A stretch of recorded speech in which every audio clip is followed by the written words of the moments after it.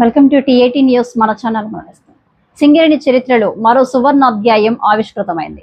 ఒడిశా రాష్ట్రంలోని సింగరేణి నైని బొగ్గు గని నుంచి లోడ్ చేసిన తొలి బొగ్గు రైల్వే రేకు సుమారు 1131 కిలోమీటర్ల ప్రయాణం పూర్తి చేసి గురువారం ఉదయం మంచిర్యాల జిల్లా జైపూర్లోని సింగరేణి థర్మల్ విద్యుత్ కేంద్రంకి చేరుకుంది. ఇతర రాష్ట్రంలోని సింగరేణి గని నుంచి తెలంగాణ రాష్ట్రానికి బొగ్గు సరఫరా కావడం సంస్థ చరిత్రలో ఇదే తొలిసారి కావడంతో ఎన్టీపీసీలో పండుగ వాతావరణం నెలకొంది. ఈ సందర్భంగా విదేశీ పర్యటనలో ఉన్న రాష్ట్ర ఉప ముఖ్యమంత్రి, ఇంధన శాఖ మంత్రి బట్టి విక్రమార్కమల్లు వీడియో సందేశం ద్వారా సింగరేణి యాజమాన్యం, అధికారులు, కార్మికులకు శుభాకాంక్షలు తెలిపారు. రాష్ట్ర విద్యుత్ అవసరాలే ప్రభుత్వానికి అత్యున్నత ప్రాధాన్యమని, తెలంగాణ అభివృద్ధిలో సింగరేణి కీలక పాత్ర పోషిస్తుందని పేర్కొన్నారు.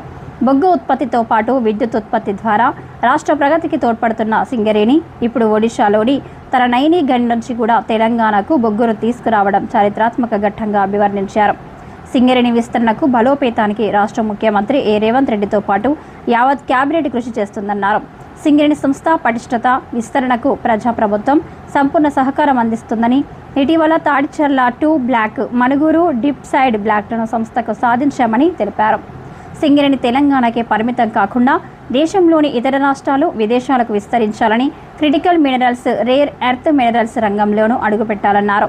ప్రపంచంలోనూ అత్యుత్తమమైన మైనింగ్ సంస్థలతో పోటీ పడేలా సింగరేణిని అంతర్జాతీయ సంస్థగా తీర్చిదిద్దుతామన్నారు.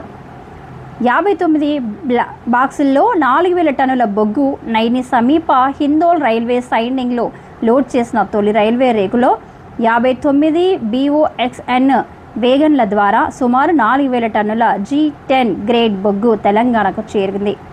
ఈ బొగ్గును రాష్ట్ర ప్రభుత్వ ఆదేశాల మేరకు రాష్ట్ర విద్యుత్ అవసరాల కోసం వినియోగించనున్నారు. 800 మెగావాట్ల కొత్త ప్లాంట్ త్వరలో డైరెక్టర్ ఎం తిరుమలరావు మాట్లాడుతూ, రాష్ట్ర ప్రభుత్వ ఆదేశాల మేరకు సింగరేణి థర్మల్ విద్యుత్ కేంద్రం రాష్ట్ర విద్యుత్ అవసరాలు తీర్చడంలో కీలక పాత్ర పోషిస్తుందన్నారు.